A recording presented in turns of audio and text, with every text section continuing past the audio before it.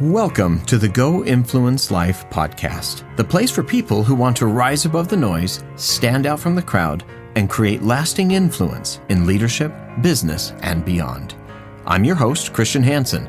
I'm the best-selling author of the LinkedIn Top 10 ranked book, The Influence Mindset, the art and science of getting people to choose you. Together, we're going to dive into inspiration, motivation, and application for success and influence.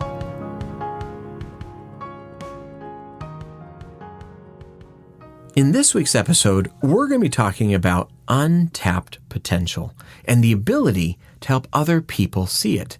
That's what we're going to be talking about, and in particular, the untold and often unknown story about how a piece of rejected work turned into one of the greatest masterpieces of all time. Have you ever had an idea that you knew had potential, but struggled to help others see it? That's what happened in Florence, Italy in 1464. The city of Florence had recently finished its cathedral, Il Duomo, the Dome, and wanted a series of statues of Old Testament prophets to guard its majestic roofline. A well-known artist, Agostino di Duccio, was commissioned and personally went to the marble quarries at Carrara to select a block worthy for the project. After selecting a massive 6.5-ton stone, Di Duccio followed as it journeyed up by ox cart to the sea, where it was shipped 150 kilometers down the coast and up the Arno River to Florence by barge. Eventually, the stone arrived, and finally, a year after being commissioned, Di Duccio began carving his statue for the cathedral. Except for one problem. He got stuck. The massive rock had unexpected weak points and impurities he couldn't work around, to say nothing of its formidable size. He even carved a hole in the middle in an attempt to create some legs in the future statue, but to no avail. And so, for a host of reasons, Di Duccio gave up after only 1 year of effort. What about the stone? Il Gigante, or the giant as the locals called it, sat in the yard with no one brave enough to work it. And so there it sat for another 10 years, collecting bird poo and dust as everyone wondered, could anything be done? Then, in 1476, a new artist was chosen, Antonio Rossellino. Filled with creative vision, he threw himself against the rock, trying to make headway. However, just like Di Duccio, the stone evaded his efforts, and he too gave up work just after 1 year. And so, the giant sat in the stone yard once again, neglected and exposed to the weather for another 25 years. The problem was, the locals said, it was simply too big. It was too difficult to stand up straight, it had impurities, and what about the hole? The multiple failed attempts scarred it to the point of being unworkable. Even the great Leonardo da Vinci was consulted and walked away shaking his head. Not even his mind knew what to do. All that money and work gone to waste. Then, in 1501, word spread about a young Florentine sculptor who had just finished a masterwork in Rome. His Pietà depicting Mary holding the dead Christ was a marvel in marble and made people weep with its beauty. Maybe he could do something with the giant.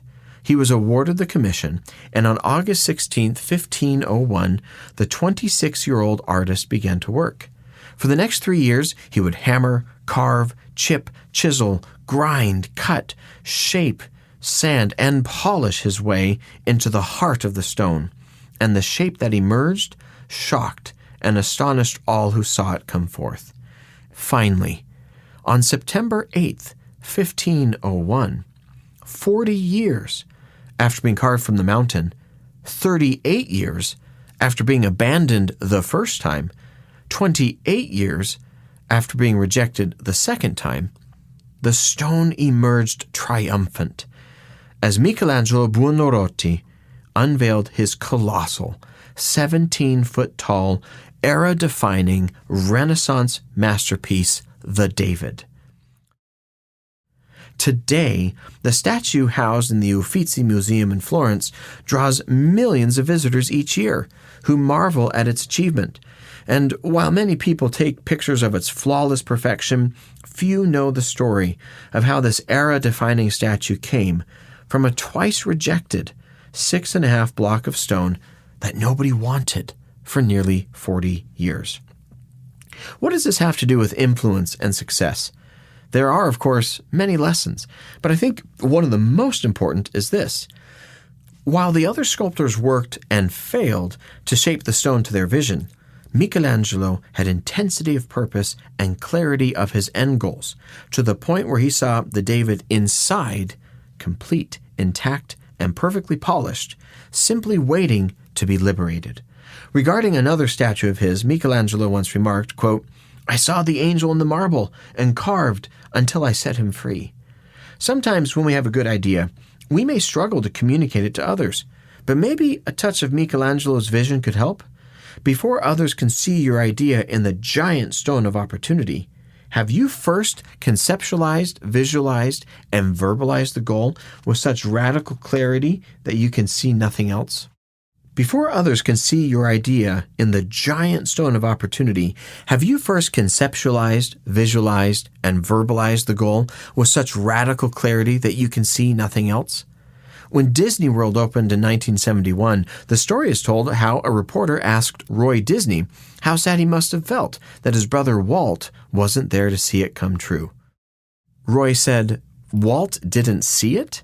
You are mistaken, sir. Walt had Michelangelo vision and saw Disney World emerging from Orlando's swamps long before anyone else. Even more, he communicated his vision to others with power."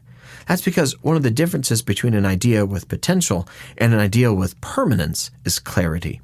Skilled as he was, it was Michelangelo's clarity that liberated the David. Successful as he was, it was Walt Disney's clarity that formed Disney World practically from nothing. Which brings us to you. What are your goals? What ideas are you trying to reach? How can you gain radical clarity as you communicate it to others? That act is an act of bravery and courage, and so many people step away and shy away from it because they don't see it within themselves or have the courage to pursue it. Clarity is contagious. Clarity also creates confidence. When you take the time to carve, chip and chisel your thinking, shape, sand, and sharpen your vision, your ideas will infectiously influence others and go from being merely potential to powerfully permanent. And who knows, just like Michelangelo and Walt Disney, maybe your giant idea will be released from obscurity to touch the lives of millions too.